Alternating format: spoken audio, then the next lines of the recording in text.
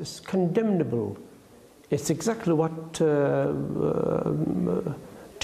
a good relationship between us and the Americans into a bad relationship, into a conflictful relationship.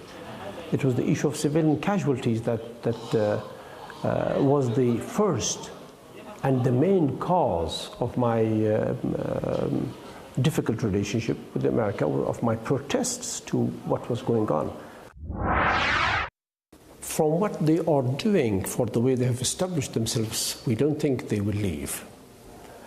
And when the US forces came to Afghanistan after September 11, they came with the massive backing of the international community.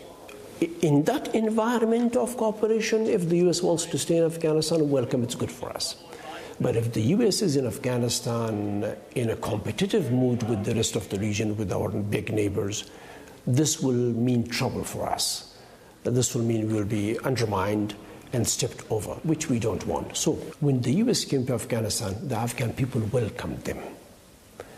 It was the reason of their success. If the US begins to behave as an invader or as an occupier, where now that thinking is there among a great many of the Afghan people, that that's what's happening, then of course Afghans would not accept an occupation, and Afghans will do all they can to free our country, to gain independence. For the past 3 years since the arrival of Daesh on the Afghan scene, with the destruction, with the brutality, with the violation of human rights that they cause to the Afghan people.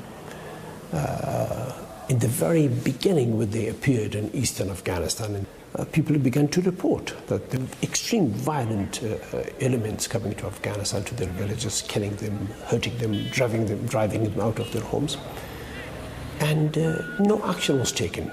And then from 2 years onwards to today, every day the local people, the local elders, government officials, media, and others began to report that unmarked foreign helicopters would go and support extremists in various parts of the country, in all parts of the country, in east and north, and northwest, northeast, and southwest of Afghanistan. So there's a lot of evidence, unfortunately, that shows that these extremist forces are supplied from the foreign bases within Afghanistan. The question is why?